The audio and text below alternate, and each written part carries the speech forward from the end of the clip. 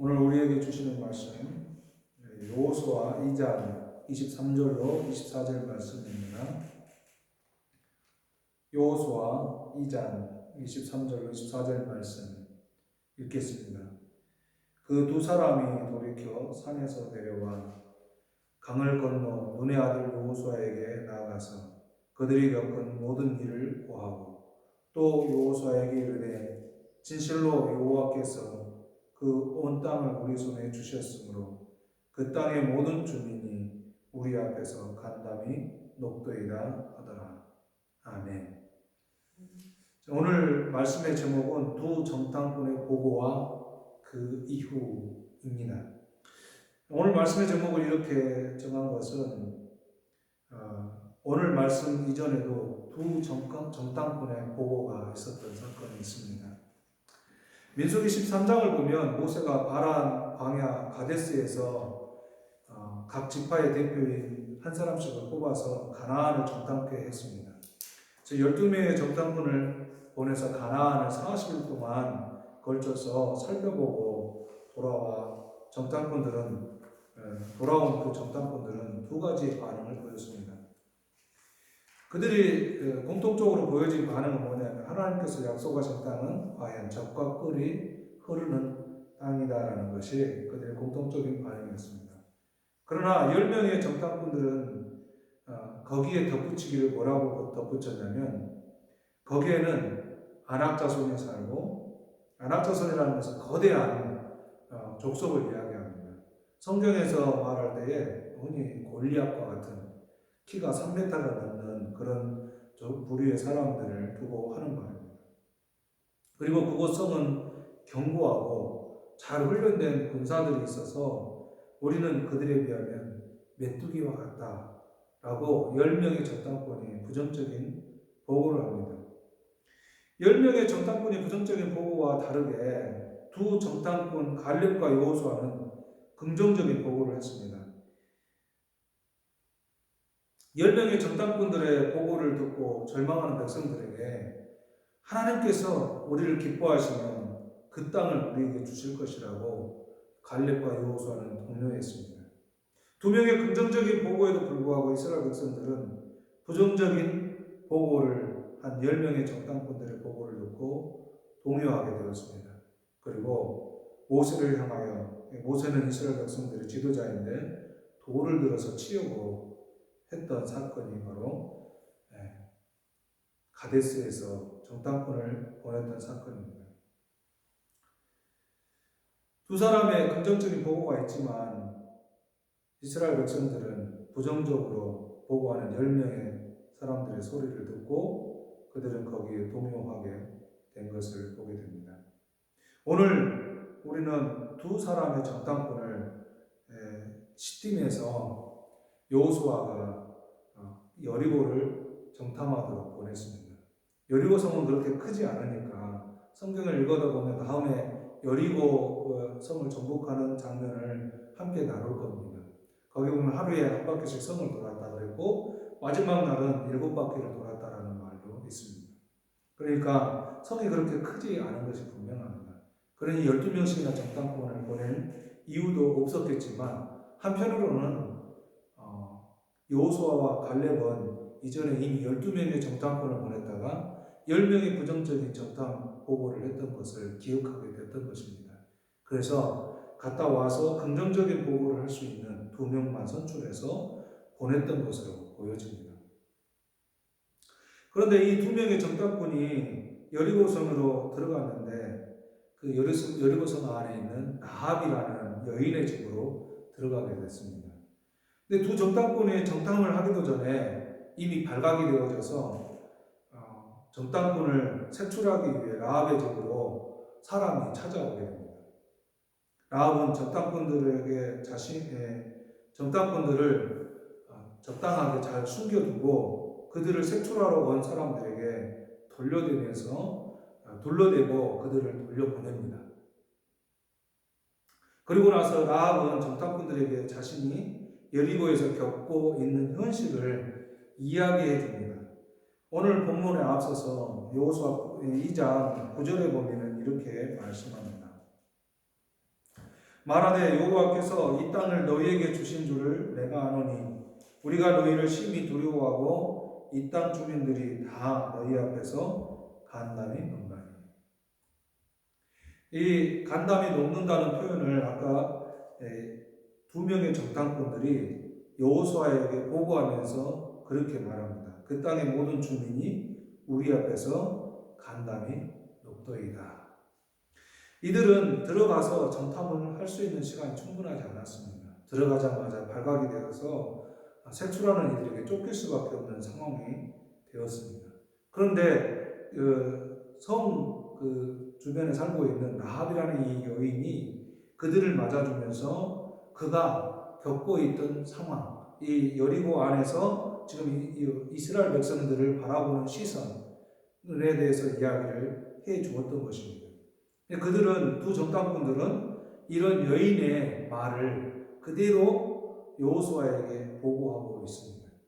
이들이 직접 여리고성을 정탐한 것은 없습니다. 다만 이 여인으로부터 들은 이야기가 전부였던 것입니다. 그런데 이 두 사람은 가서 그 여인으로부터 들은 이야기를 그대로 전달함을 통해서 하나님께서 그 여리고 성을 이미 이스라엘 백성들에게 허락하셨다라는 것을 확증시켜 주고 있는 것입니다. 두 사람이면 사실 충분한 보고가 되었습니다. 가데스에서 12명의 정탐꾼을 보내서 10명의 부정적인 보고가 있었을 때도 두 사람의 말은 긍정적으로 했지만 이들이 그 긍정적인 말보다는 10명의 부정적인 말을 듣고 그들이 40년 동안 광야를 방황할 수밖에 없는 그런 상황이 되었습니다. 때로는 다수가 말하는 것보다 누가 어떻게 무엇을 말했느냐가 더 중요할 겁니다. 이스라엘 백성들에게 갈렙과 여호수아는 하나님의 말씀에 근거해서 하나님의 약속에 근거해서 가나안 정탐했던 그 사실들을 이야기해 주었습니다. 그러나 10명의 정탐꾼들은 다수이기는 하지만 하나님의 약속의 말씀에 근거해서 그들이 그 정탐의 보고를 하지 않고 그들의 느낌대로 정탐을 보고했던 것입니다. 그러면서 우리는 그들에게 비하면 메뚜기와 같다 이렇게 말함으로써 이스라엘 백성들이 다 동요하게 만들었던 사건을 우리는 잘 알고 있습니다. 세상의 소리는 어쩌면 이 다수의 소리와 다를 바가 없습니다. 그리고 그 다수의 소리는 분명합니다. 과학이 발달하고 기술이 발전하고 문명이 급속히 발달한 현 시대에서 하나님의 존재가 간과되어도 되는 것처럼 사람들은 받아들일 수밖에 없는 세상에 놓여 있습니다. 그런데 성경은 우리에게 또한 분명하게 말씀해 줍니다. 요한복음 1장 12절에 이렇게 말씀합니다. 영접하는 자, 곧 그 이름을 믿는 자들에게는 하나님의 자녀가 되는 권세를 주셨으니. 여기서 그 이름을 믿는 자는 누구냐면 예수님의 이름을 믿는 자, 예수님을 믿는 자를 말합니다. 하나님께서 이 땅을 구원하시기 위해서 영원한 사망 아래 놓여있는 그 백성들을 구원하시기 위해서 보내주신 예수님, 그 예수님께서 우리가 죽어야 할 그 십자가의 죽음, 우리가 당해야 할 그 수치를 다 당하시고 대신 죽어주심으로써 우리를 구원하셨다는 사실을 믿는 믿음, 그 이름을 믿는 자들에게 하나님의 자녀가 되는 권세를 주셨다고 말씀하고 있는 것입니다. 그 성경은 우리에게 그렇게 분명하게 말씀합니다. 분명하게 말씀하시는 이 말씀을 붙들고 믿음으로 살아가며 예수 그리스도 안에서 영원한 생명을 쟁취하는 우리가 되기를 원합니다.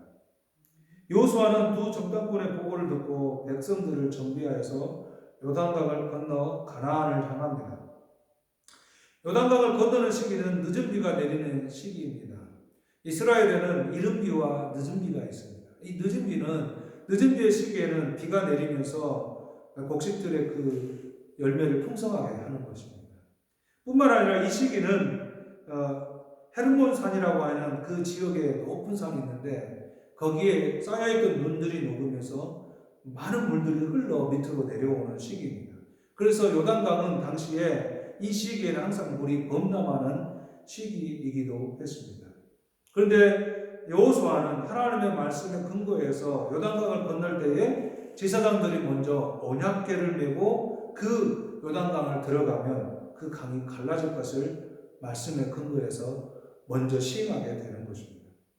언약궤는 뭐냐면 하나님의 약속이 들어있는 것입니다. 언약궤 안에는 이스라엘 백성들이 광야에서 걸어오던 때에 하나님이 그들에게 만나를 먹이셨던 그 만나 항아리가 들어있고, 또 하나님께서 그들에게 말씀하셨던 10여 명의 두 돌판이 들어있는 것이 바로 언약궤입니다. 언약궤는 흔히 하나님의 임재를 상징하는 것입니다. 하나님이 직접 임재하셔서 하나님이 먼저 이끌어 가시는 것을 말씀한다고 볼 수 있고, 한편으로는 하나님의 말씀이 그들을 이끌어간다, 이렇게 볼 수 있습니다. 또 한편으로는 하나님의 광야에서 역사하셨던 그 하나님의 역사가 여전히 이 언약궤와 함께 역사한다는 것을 말씀하고 있는 것이 바로 언약궤입니다. 근데 여호수아는 바로 그렇게 했습니다. 하나님의 언약궤를 맨 제사장들이 먼저 그 물이 범람하는 요단강을 향해서 들어가게 했습니다. 그들이 들어갔을 때 발목에 물이 차오를 때 바로 그 요단강이 멈추게 되었던 것입니다. 그리고 이스라엘 백성들은 그 요단강을 건널 수 있게 되었습니다. 하나님은 여호수아에게 그렇게 말씀하셔서 그 말씀대로 사람들을 이끌어 가셨습니다. 그런데 돌이켜서 다르게 생각해 볼 수 있는 문제도 있지 않겠습니까? 여호수아가 하나님의 인도하심과 말씀을 따라서 요단강을 건너는 것을 포기하고, 요단강은 지금 늦은 비가 내리는 시기이기 때문에 범람하고 있다. 그리고 저 헤르몬산에서 흘러내려오는, 눈이 녹아서 흘러내려온 물 때문에 여전히 범람하고 있으니까 이것들이 좀 그쳐진 다음에, 지나간 다음에 우리가 건너간다면 쉽게 건너가지 않겠는가. 그러니 우리가 조금만 더 기다려보자. 그랬더라면 어떻게 됐을까? 인간적으로, 이성적으로 생각해보면 이 말이 맞을 수도 있을 것입니다. 우리가 인간적으로, 이성적으로 판단하고 인간의 계산에 의해서 판단해서 그 길을 간다면 하나님의 역사는 없을 것입니다. 여호수아가 하나님의 말씀을 믿고 바로 언약궤에 담겨져 있는 그 의미들을 생각하면서 그대로 시행을 했기 때문에 하나님의 역사를 경험할 수 있게 된 것입니다. 하나님께서는 여호수아에게 이런 말씀을 하셨어요. 어떤 말씀 하셨냐면 여호수아에게 3장 7절에 보면 이렇게 말씀합니다. 여호와께서 여호수아에게 이르시되 내가 오늘부터 시작하여 너를 온 이스라엘의 목전에서 크게 하여 내가 모세와 함께 있었던 것 같이 너와 함께 있는 것을 그들이 알게 하리라. 누가 알게 한다고요? 이스라엘 백성들이 여호수아와 하나님이 함께 하시는 것을 보게 하시는데, 누구와 함께 했던 것처럼? 모세와 함께 했던 것처럼. 모세에게 뭘 주었어요? 하나님께서 말씀을 주셨죠. 십계명을 주셨고, 모세를 통해서 반석에서 물을 나오게 했고, 모세를 통해서 이스라엘 백성들이 광야를 걷는 동안에 굶주리지 않게 하셨던 역사가 있었던 것입니다. 그런데 하나님께서 오늘 여호수아에게 그렇게 하겠다라고 말씀하셨어요. 그대로 여호수아는 행했습니다. 그래서 9절에 보면은 여호수아가 이스라엘 자손에게 이르되 이리 와서 너희의 하나님 여호와의 말씀을 들으라. 너희의 하나님 여호와의 말씀을 들으라. 이렇게 강조하면서 이스라엘 백성들에게 이 일을 진행하고 있는 것입니다. 요단강을 건너갈 때에 제사장들이 앞서서 언약궤를 메고 들어가게 하는 것입니다. 하나님의 말씀대로 그렇게 했더니 그 놀라운 역사를 이루셨고, 하나님이 약속하신 대로 여호수아를 모세와 같은 하나님이 함께 하시는 사람으로 이스라엘 백성들에게 다 알려주시는 사건을 경험하게 되었던 것입니다. 인간적인 계산과 또 이성적인 판단을 했더라면 여호수아에게 약속했던 하나님의 그 놀라운 일, 너를 크게 하겠다, 백성들이 너를 크게 알게 하겠다라고 했던 그 약속을 지킬 수 없었을 것입니다. 그런데 여호수아는 하나님의 말씀을 그대로 받아들이고 순종했을 때에 하나님이 그 역사를 이루시는 것을 본인도 경험할 뿐만 아니라 이스라엘 백성들도 같이 경험하게 되고, 이제 가나안 땅에서 들어가서 그 땅들을 차지해 갈 때에 이런 경험들이 그들에게는 새로운 힘이 될 것입니다. 가나안 땅을 건넜다는 표현은 또 이런 표현이 있어요. 그들이 애굽에서 탈출해 왔던 이스라엘 백성들 1세대들은 홍해를 건너면서 그 물속에 다 수장되어야 될 백성들을 하나님의 특별한 은혜로 말미암아 구원하셨습니다. 그래서 이 홍해를 건너는 사건을 보고서 그들이 세례를 받았다라고 말씀합니다. 근데 이 광야에 살던 이제 2세대들은 그런 세례를 경험하지 못했습니다. 하나님의 특별한 구원의 사건을 경험하지 못했던 2세대들에게 하나님께서 요단강을 건너게 하심을 통해서 그런 특별한 경험을 또다시 경험케 하고 있는 것을 보게 됩니다. 하나님은 항상 그때마다 그들에게 필요한 역사를 이루셔서 하나님의 놀라운 일을 이루신 것을 우리는 보고 경험하게 되는 것입니다. 여전히 우리에게도 하나님께서는 그렇게 역사할 것입니다. 어쩌면 요단강은 늦은 비가 내리는 그 시기에다가 헤르몬 산에서 눈이 녹아서 물이 흘러내려와서 강이 범람하는 시기였습니다. 이스라엘 백성들이 당장 지금 강을 건너는 것이 쉽지만 않았습니다. 그런데 하나님의 말씀을 따라서 그 강을 건넜을 때에 하나님은 크게 역사하시고 은혜를 베풀어 주셨던 것을 우리는 잘 압니다. 어쩌면 우리의 인생에도 이런 어려움들이 있을 수 있습니다. 요단강과 같은 큰 강, 건너기 너무 우리의 힘으로는, 우리의 능력으로는, 우리의 판단으로는 건널 수 없는 그런 강과 같은 것들이 존재할 수 있습니다. 그러나 하나님께서 우리를 예수 그리스도를 통해서 인도해 가신다는 것을 기억하시길 바랍니다. 그래서 하나님의 놀라운 역사 안에 붙들려지길 원합니다. 예수님이 이 땅에 오셔서 우리의 죄와 허물 때문에 십자가에서 죽어주셨습니다. 그 죽어주신 예수님이 어떻게 우리의 생명의 주인이 될 수 있겠습니까? 이 이성으로 판단하면, 인간의 상식으로 보면 죽음이 어떻게 우리의 생명이 될 수 있는가? 그러나 하나님의 방법은 그것이었습니다. 예수 그리스도의 십자가에 죽으심이었습니다. 그리고 그분을 다시 부활케 하시고 우리의 부활의 첫 열매가 되게 하셨다, 그렇게 말씀하십니다. 뿐만 아니라 그대로 우리를 버려두시는 것이 아니라 너희와 항상 함께 하시겠다고 말씀하셨고, 그 하나님께서는 우리와 함께 하시기 위해서 거룩한 영이신 성령님을 우리에게 보내셔서 여전히 우리 가운데서 예수 그리스도를 나의 구원의 주님이다라고 고백할 수 있도록 성령께서 역사하고 계신다는 것을 믿으시기 바랍니다. 오늘 우리가 예수님을 나의 구원의 주님이다라고 고백하는 그 고백은 나의 능력이 아닙니다. 오직 성령이 우리 가운데 감동하시고 역사하셔서 우리가 예수님을 나의 구원의 주님이다 이렇게 고백할 수 있게 되는 것입니다. 우리의 삶 속에서 그런 고백들이 늘 있기를 원합니다. 이스라엘 백성들이 이렇게 요단강을 건너고 나서 그들은 요단강에 있었던 돌을 주워다가 각 지파의 대표들이 나와서 돌을 주워다가 12개의 돌을 그 요단강가에다가 세웠습니다. 그리고 그것을 기념했어요. 왜 기념했냐면 후대의 자녀들이 이게 무엇입니까? 라고 물어볼 때에 하나님께서 우리를 이렇게 역사하시고 인도하셨다는 것을 말하게 하려고 그것을 기념해서 세웠던 것을 봅니다.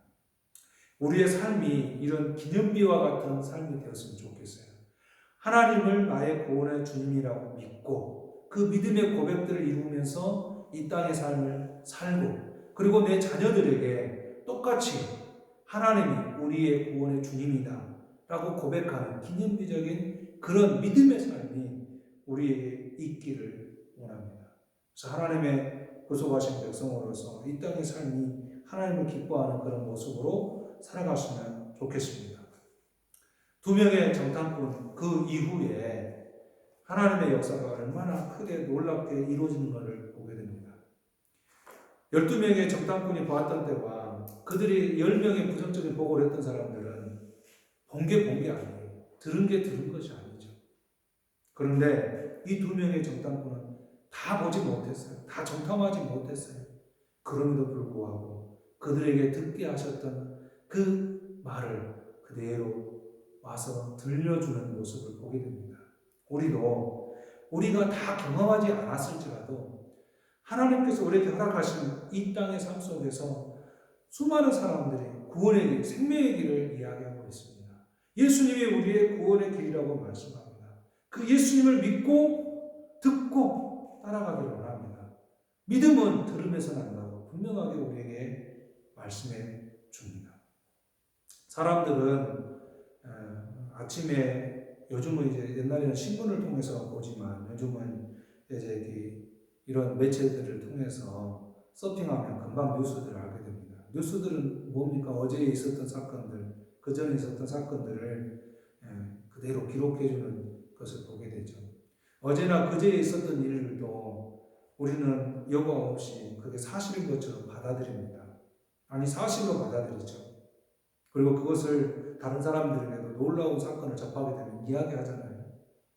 그런데 우리 하나님께서 역사하셨던 이 역사, 그리고 예수 그리스도께서 이 땅에 우리의 구원의 주님으로 오셨던 이 사건은 2000년 전, 그보다 훨씬 전에 이루어진 사건들이 여전히 수많은 사람들이 그것을 듣고 믿고 살아가고 있습니다.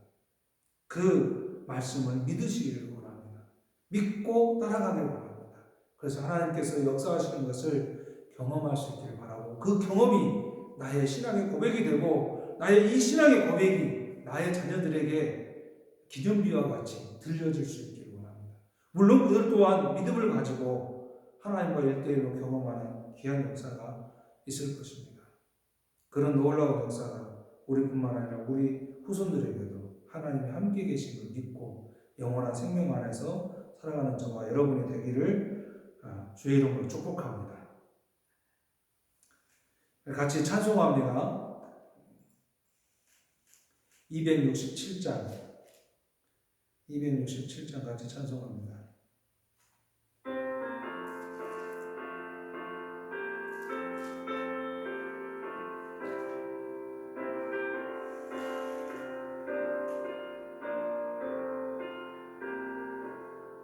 주의 확실한 약속